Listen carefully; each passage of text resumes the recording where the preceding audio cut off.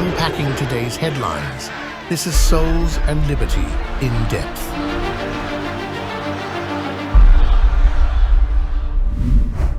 Hello, everyone, and welcome to In Depth, the production of Souls and Liberty. 50 days to go until the election, 5-0. And safe to say, things are simply careening out of control. The communists have made it very clear they will stop at nothing to ensure Trump does not take that oath of office on January 20th.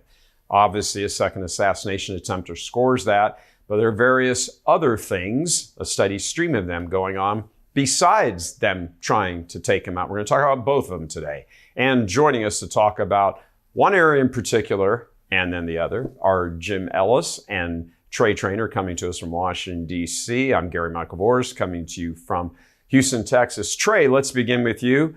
This sworn affidavit, which emerged over the weekend from an ABC News employee that the debate was rigged in numerous ways. Take us through it. Before you do, we just allow us to say that while Trey is on the Federal Election Commission, he is here on Souls and Liberty in Depth solely in his capacity as a private citizen, expressing his First Amendment right to free speech. So, Trey, as a citizen, you read that. What do you think? Well, I was completely astonished at what I read in an affidavit. I mean, first and foremost, this is a signed, notarized affidavit, so it's an admissible document in court. The affidavit itself says that there are other various ways to prove that it is in fact correct by having it mailed to various places, certified and others. So, very legitimate document that we're looking at.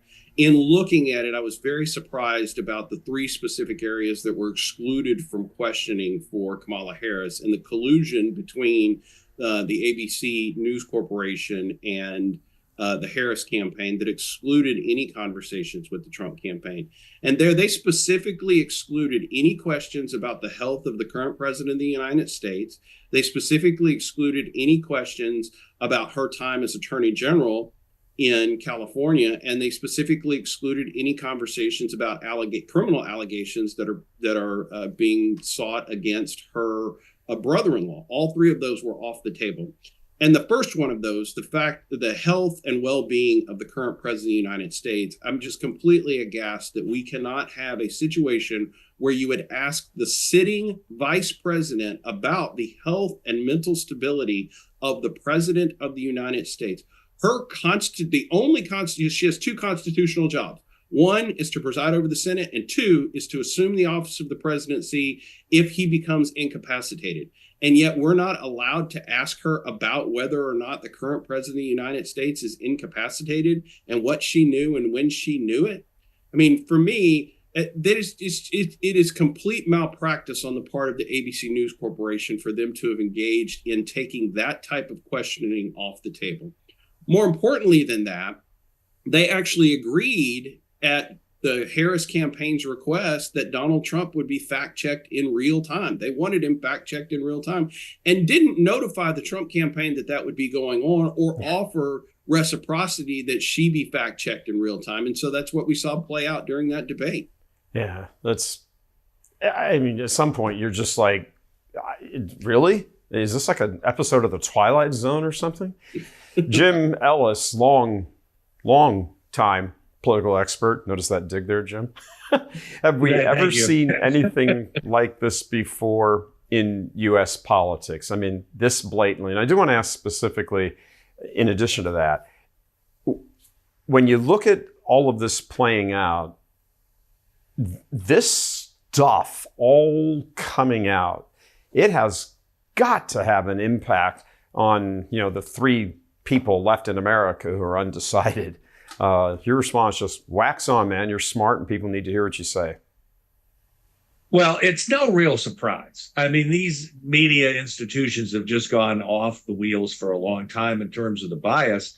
It's never been this bad, but it's really not astonishing that they would do that. In fact, my line on this is the Harris campaign probably wrote the questions. They didn't get them leaked, and that's how ABC got around by saying, well, we haven't leaked the questions to her. It's because they let her people write them, probably.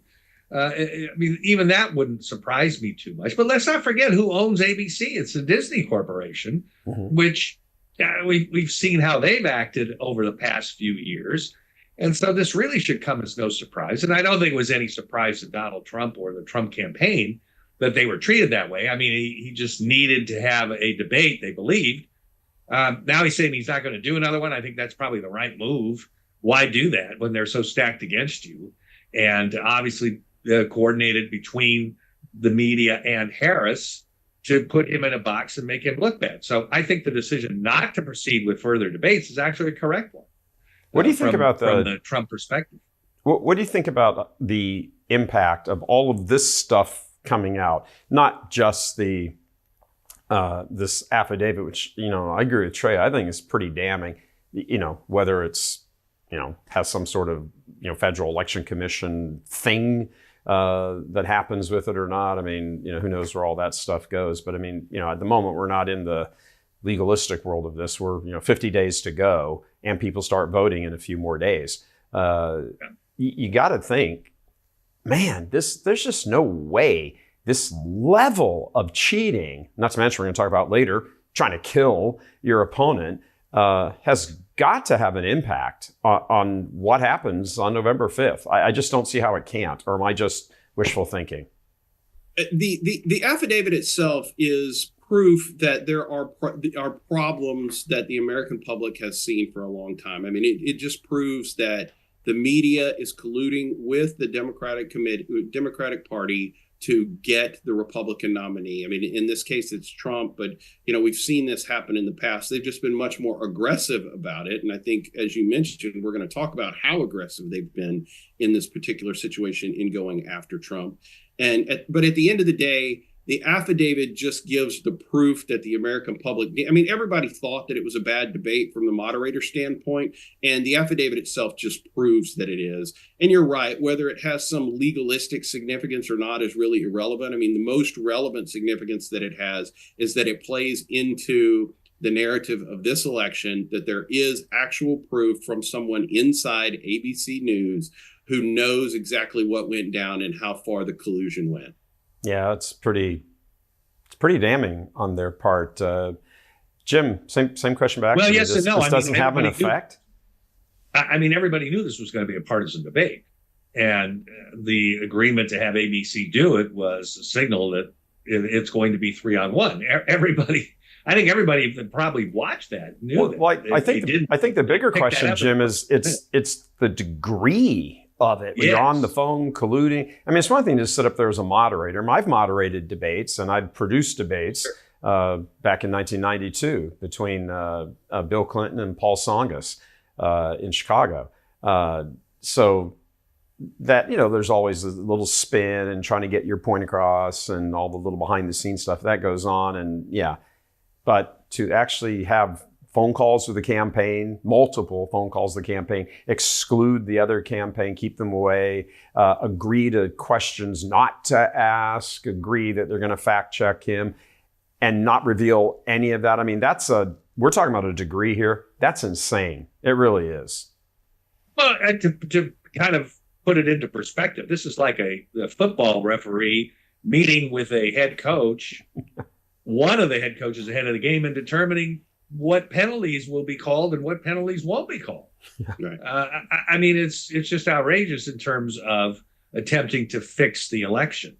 But again, for what we've been through, it really is horrible, but it shouldn't come as any surprise to anybody that this is going on. The degree, maybe, but the fact that there's collusion with the corporate media and the Harris campaign really is no surprise. And it's just one more obstacle that the Trump campaign has to overcome, which are substantial. And it's not just for him, but it's for any Republican nominee.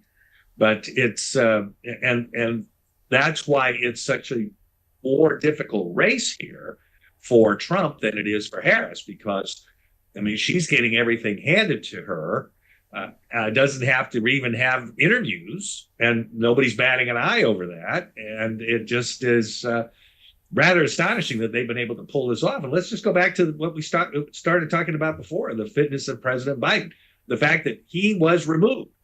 Yeah. He didn't voluntarily step down like they're saying. I mean, in public, he says that, but they went to him and forced him out of the race. And it was the money people getting behind that, saying, we're not going to fund your race unless you get out because you cannot win.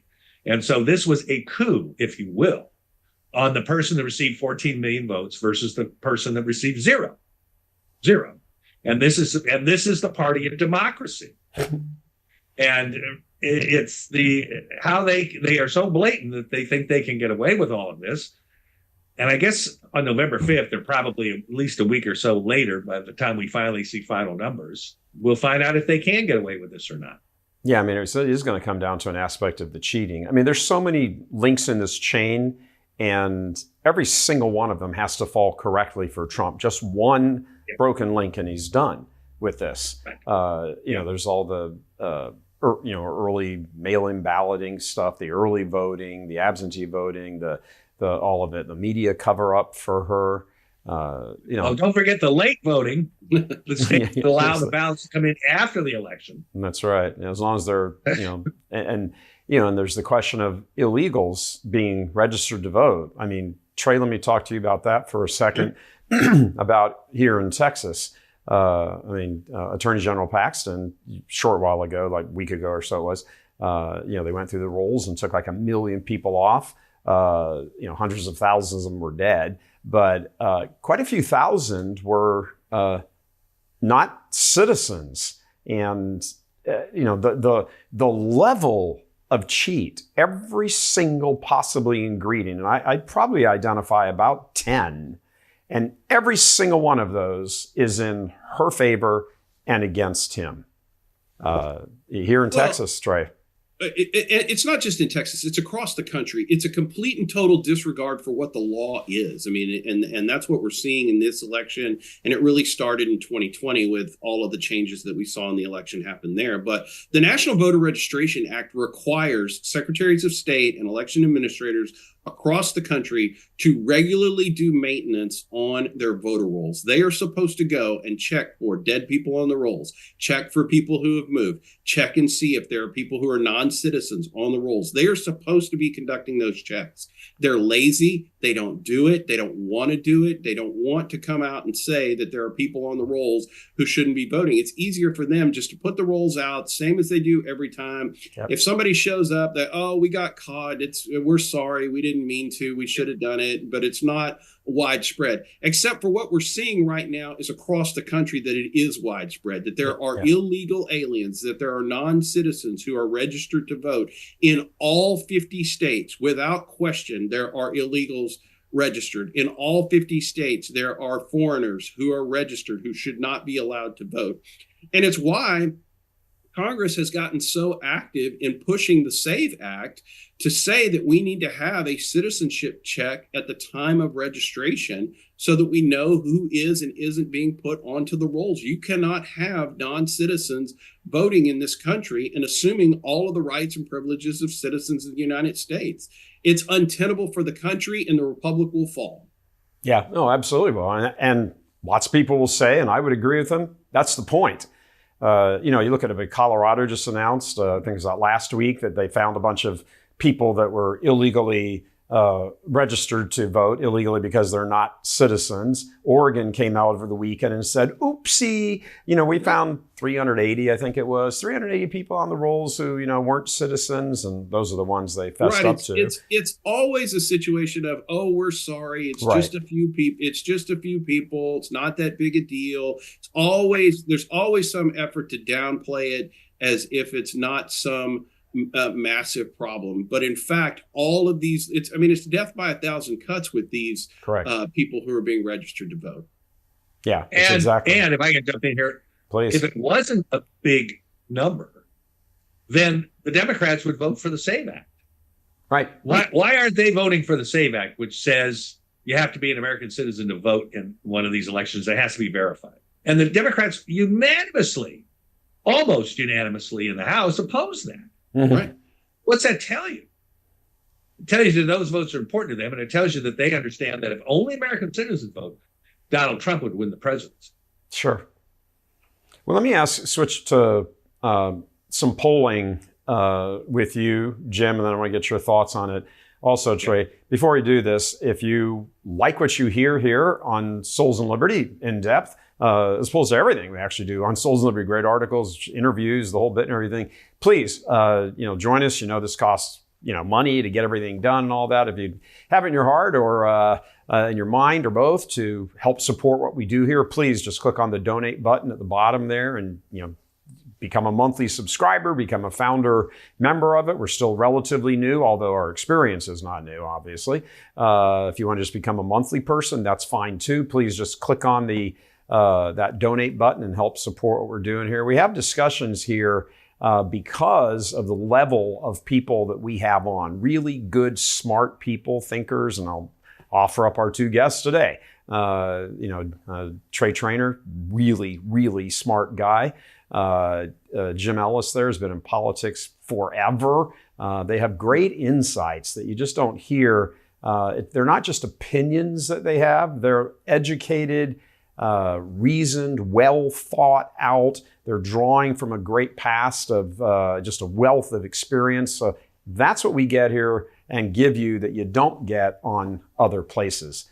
So please, if you want to support us, please feel free to donate. A monthly person, a one-time person, whatever you can do for us is fantastic. Thank you, guys. Back to you. I want to ask on a polling question. I'll go to you first, Jim, with this, since that's your more of your wheelhouse. Do you see anything that's happening in the polls? I mean, I share with you guys that an Atlas poll has, Trump up by, I think it was 2.5 or 2.9 or something like that nationally. I mean, if Trump's up nationally, it's probably game over. And she has to win by roughly, 2.5 to 3 to kind of begin to move the needle in the battleground states. Talk to us about where the polls are right now, because we're in it. I mean, this is 2 weeks post Labor Day. I mean, we're in it, and they tried to shoot him and kill him. So what's going on? Do we have any kind of crystal ball into anything? Are there any sort of key questions that are being asked? Not just, here's the aggregate of a bunch of polls. Is there anything going on underneath some of these very reliable polls that's pointing in a certain direction, in your opinion? Well, there's so many polls. Whatever result you want to see, I can find you a poll that will tell you that. So the Atlas poll, that would be nationally. I don't pay much attention to those national numbers because they really don't mean much. What matters are these states. Now let's talk about one state. In fact, even Fox News has this article out today that the Selzer poll came out in Iowa, which is viewed as the most accurate poll in the state. And it is. They do a very good job with the polling there. And they have Trump only up by 4 points in Iowa. He won by 8 there last time, and he should be way ahead. Well, if you go back, and the Real Clear Politics site it keeps all the polls from all these previous years, and it's a great resource in their polling archive. So I went back and looked, where was the campaign in Iowa back in 2020? He won again the state by 8 points. And the Selzer poll comes out with their polls at the same time. So they had one in the middle of September in 2020. They had it tied, and Trump won by 8. They have him up 4 this time. So the state breaks late on polling. It always does. And that has been the pattern we've seen. So that's a good example. Let's look at what's happened in the past to give us an idea of these polling trends that we may see here in future elections. Another good example is in the Ohio Senate race, which now I'm paying a little more attention to. So we've had a situation there where Trump won Iowa twice by 8 points. And in this year, he's up in every poll by 9 to 10 points over first Biden and now Harris. So that hasn't changed at all in Ohio. But the Democratic senator running for re-election, Sherrod Brown, has been up consistently by 5 points until the last week, where it started to get a little closer to 2 to 3. But if you go back and look at his 2018 race, a race he won by 6 points, going into the election, the polling had Sherrod Brown, the Democrat in Ohio, up 13 points, and he only won by 6. Now, if he's only up by 2 or 3, if that polling pattern is the same, that casts a very different light on that race. And so you have to kind of look at the context of the polls, not just the numbers themselves, to give us maybe more of an accurate picture. So they may be a little bit better. The Republicans may be in a little bit better shape than some of the current polls suggest right today. Trey, I want to switch over to you. In D.C., where power's the name of the game, it's not just win the Senate by 1 or get a 50-50 and Trump wins and Vance is sitting in the vice president tiebreaker seat. They're really is a sense among patriots, I think, that there has to be a take control victory and bring an end to this communism, throttle it and kill it. And something short of that, I think, might be even a little disappointing, even if Trump were to win, but he gets stymied left and right here and there, and the Senate's 50-50 and whatever. Your thoughts on that? I mean, there needs to be a not necessarily a mandate, but sufficient numbers to kill this stuff.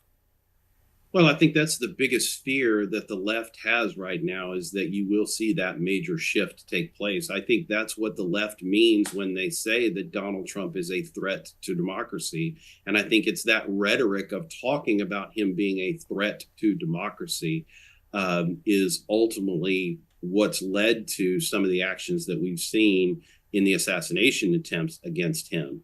It's that he is a threat to democracy. And the reason he's a threat to democracy is because he embodies the change that you just spoke about, the overall shift away from the growth of government, the growth of bureaucracies, and what we've seen in elimination of the deep state when he was in office. And I think there's a great fear of that from those within the deep state who don't want to lose the power that they have. And so you see that. And, this assassination attempt, just to quickly switch to it because I have to, I mean, for me, it's crazy to think about the fact that you have an individual who lives in Hawaii, gets on an airplane, flies across the country, lands in Florida, somehow or another acquires a firearm, then goes to Mar-a-Lago and sneaks onto the property. Remember, this is the same property that the FBI raided, and they had a hard time raiding that property because of how well it was guarded.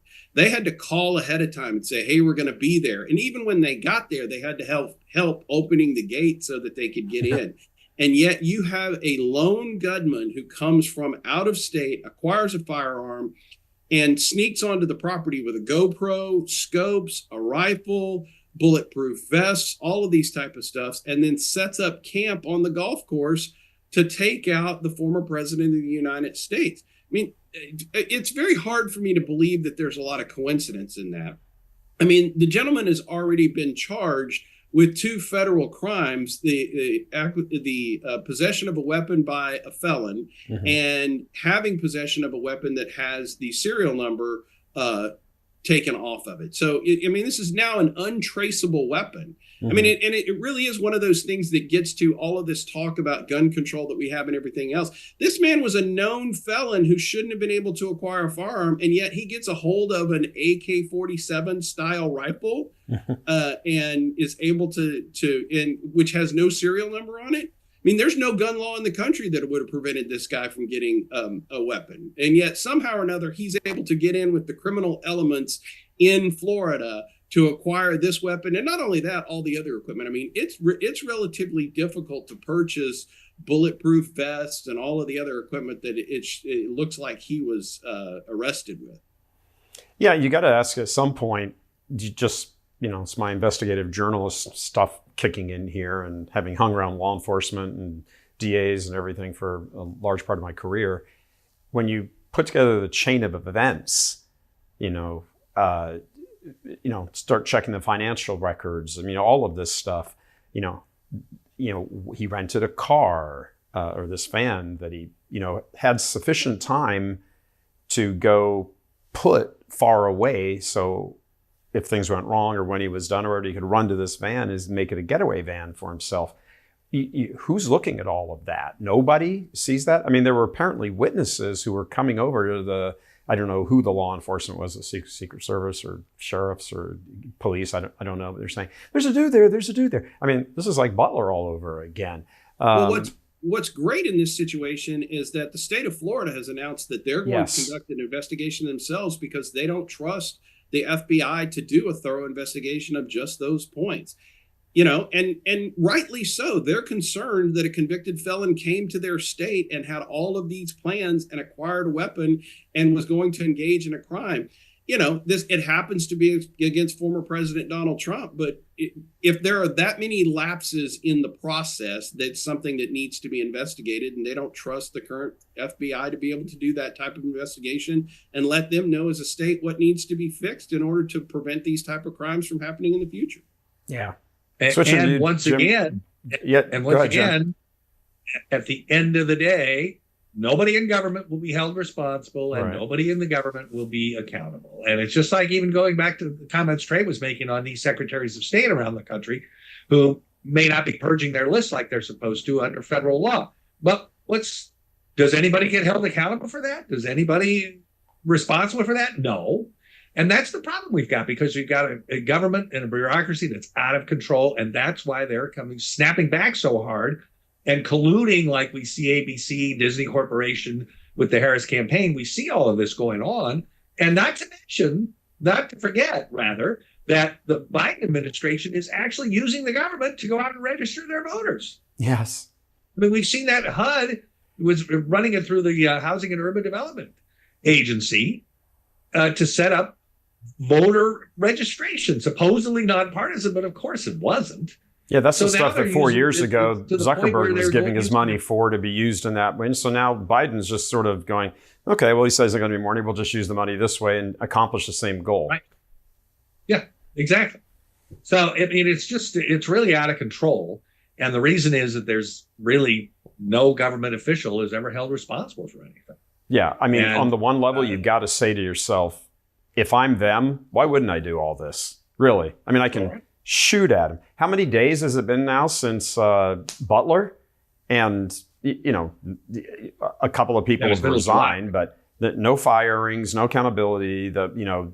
Republican and I think it was Dick Blumenthal, Republican senators and Dick Blumenthal all came out and said the American publics are going to be shocked at what they hear about in this initial findings report of what happened in Butler. I'm like, well, first of all, many of us won't be shocked. You could tell us anything that Biden had sent Hunter over with a bag of Coke and, $100 million to, the Department of Homeland Security in Mayorkas and said, here, kill him. And I wouldn't be shocked by that. Matter of fact, I'd kind of expect something like that to get to the level of shock that they're predicting we're going to have. This is completely off the charts. I mean, this is a tyrannical government right on the verge of exercising its full and total will. It's horrifying. Jim, I'll get your response to that, and then Trey, you're up.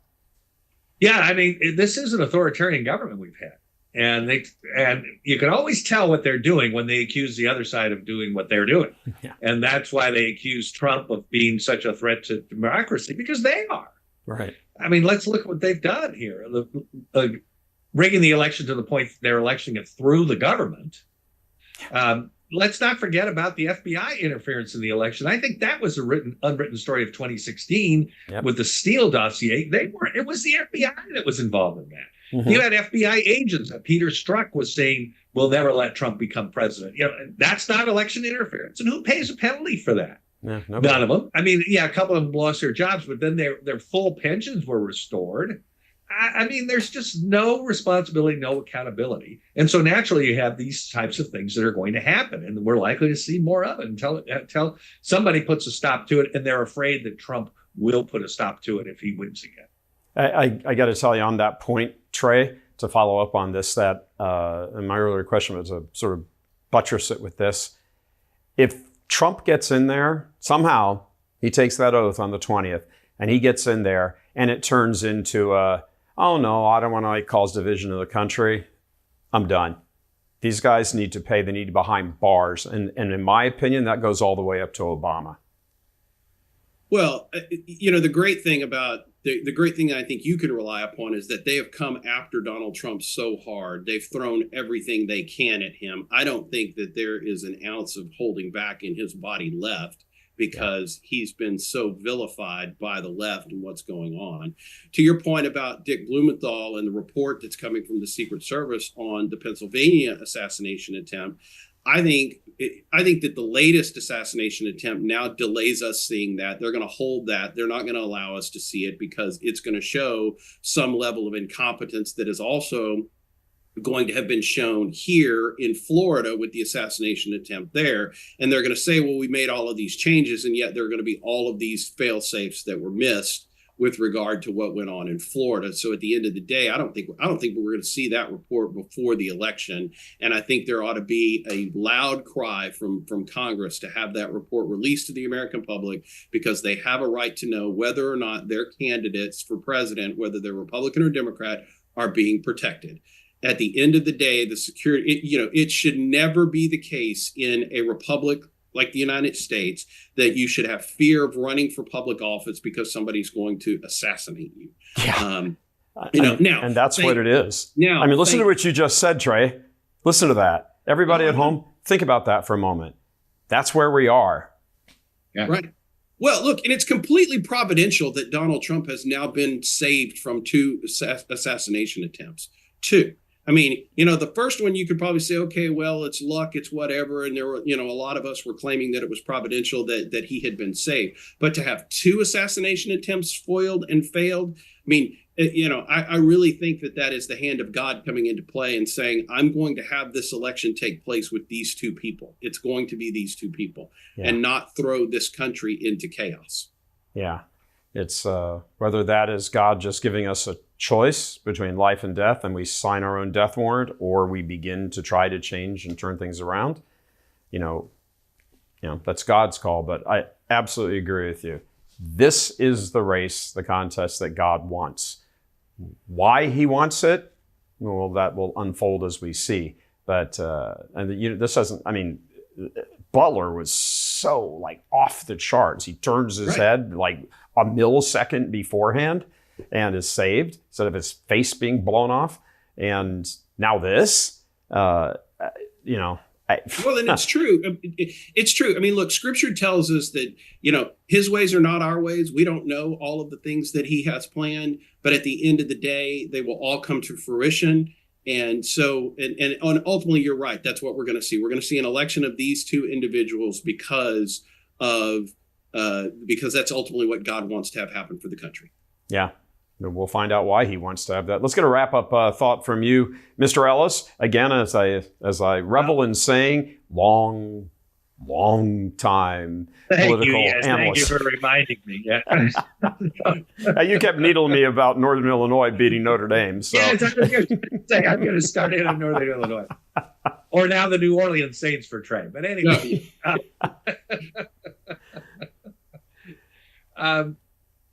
That it's an interesting discussion about if God wants to be involved in this, because, is he really going to do the United States any more favors than he's already done, which have been immense, when the United States has killed 62 million of his creations in terms of the unborn babies? I'm not sure he will. I'm not sure he will. Yeah, not to mention that's just the tip of the iceberg. I mean, all the other evils that happened to lead up to that tip of the iceberg. It's very scary. As the old Chinese curse goes, may you live in interesting times and draw the attention of people in high places. People always forget the second part of that. That's a curse. You don't want people in high places paying attention to you, because they try to kill you. All right, gentlemen, thanks very much for your great insights and everything. Always wonderful. I'm sure we're going to be hearing much more from you as the days go by here, and there's only 50 of them left. Thanks very much, guys. God bless. All right, a final thought here. You hear a lot of dire warnings these days about the collapse of the nation, the end of the republic. Those are not to be taken lightly, for they're rooted in the truth that there has been a fundamental shift in not just politics, but the entire national DNA. It's taken decades to get to this point, but here we are. This is partly fueled by an unwillingness on the part of many to look squarely at reality. And frankly, who can blame anybody, really? It's really horrifying when you look at it. We need to make distinctions, however, between a collapse and what follows. Anarchy is what follows in the wake of a collapse. Anarchy is sudden and explosive. It's more or less an exclamation mark on the collapse. But the collapse, well, that's not sudden. It builds and slowly at first intensifies, but collapse is an ongoing process, continuing until, well, anarchy takes over. Think in terms of overall physical health. You aren't suddenly hospitalized from eating a donut, maybe even 6 donuts, but the accumulating deterioration of your overall health from eating crap regularly, as well as not eating well and exercising. In such a situation, a collapse is not some future event. You're actually in it at the moment. It's playing out. And as a result, you don't really notice it, but it is happening. Old rotting buildings just don't suddenly collapse. In fact, nothing just suddenly happens. Anarchy arrives, be it cultural or personal or spiritual or financial or emotional, precisely because there was a preceding collapse already in process and continuance. So make no mistake, what patriots, especially patriots who point to their faith in Jesus Christ, are trying to avoid here is anarchy, not collapse. And yes, that's how far down the road we are right now. It's clear the communists are all down with anarchy because for them, no other possibility is acceptable.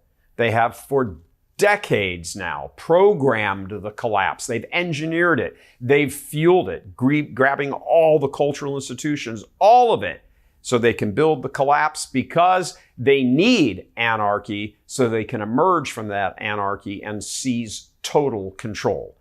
The entire reason they engineered an ongoing collapse was to arrive at the point of anarchy. We've been collapsing for decades, but for them, that's merely been a stepping stone, not an end in itself.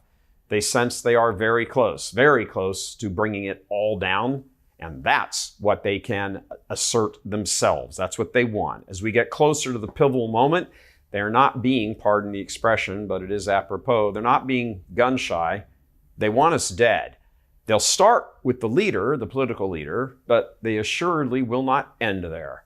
And remember, if Trump somehow manages to win, there are still approximately 70 days to go after that before he takes the oath of office. Harris will still be running the country. Merrick Garland will still be the U.S. Attorney General. Alexander Mayorkas will still be heading up Homeland Security. Christopher Wray will still be the head of the FBI. Having failed to stop him from winning, they'll have about 10 weeks to stop him from assuming office. We must either work to reverse the collapse or descend into anarchy. God love you. I'm Gary Michael Vorse.